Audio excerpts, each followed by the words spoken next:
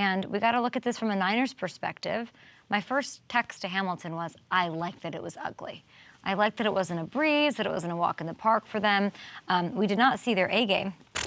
We did not see a blowout win, and this is good. Let me explain. Kyle Shanahan, guys, and this stat was flying. It was everywhere. He's 0-30 when trailing going into the fourth quarter. That has been looming, and there's this stupid Brock Purdy can't play from behind narrative that's out there. So, and so is the idea, by the way, they can't make things happen on offense without Deebo Samuel. So overcoming all of those waves, those hills, those mountain ranges of adversity on Saturday night in the bright lights, and the bad weather is a big deal, and it's something that I think the team sort of needed and in their path on the way to a Super Bowl. You don't want to go into the NFC title game or a Super Bowl against Lamar or Mahomes with as much of that looming over your head. It wasn't a great. I think the Lions have confidence going into this game, so there's that too. Look, it was not good, and it was not good for Brock Purdy. He didn't play a great game.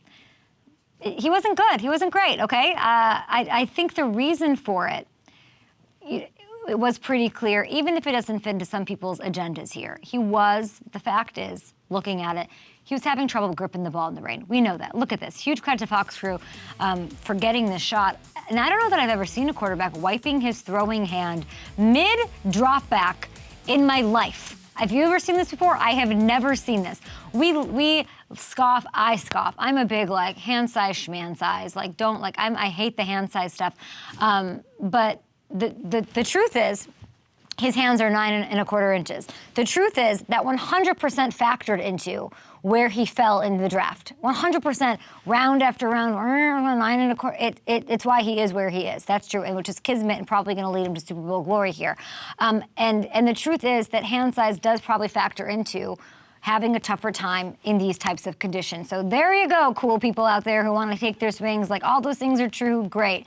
And the only other time, there's, of course, the smoking gun of the Browns game, because that was, one of the only times that he had trouble outside of the Ravens game, and that was in the rain. So it's not to make an excuse. It's just something that he's going to have to figure out how to manage going forward. But that's okay. Don't let people tell you he was having issues for any other reason. And by the way, he did figure it out with the game on the line. So when it matters, here's your gamer. Whatever ever happened earlier, the game-winning drive, this is beautiful. Tight window throws, clutch first down pickups, huge scramble before the McCaffrey touchdown. He was locked in and as good as it gets this whole season.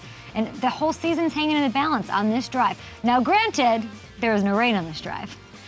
And then when Jordan Love came back out, it was weird. It was a storm from X-Men back, but had it been raining on this drive, are the Packers in the NFC Championship game? I think maybe. He had trouble gripping the ball. It's okay to say. It's okay to say.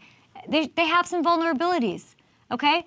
Everyone does. I think it was a big moment for San Francisco to win regardless of these things, as every fan is looking at the weather for this week in San Francisco. Now, we'll get back to the Packers side throughout the week. I'll say this for now. It was a missed opportunity. You don't know when you'll get these sort of type of chances again in this league. The expectations in Titletown are always different. But if I told anyone in Green Bay going into the season that they'd win a playoff game and Jordan Love would emerge as a clear franchise quarterback, they would have taken their hands down, okay? They would have taken it and put their warm, Dairy State-loving arms around it. And this is just the beginning for Jordan. More on the Packers tomorrow.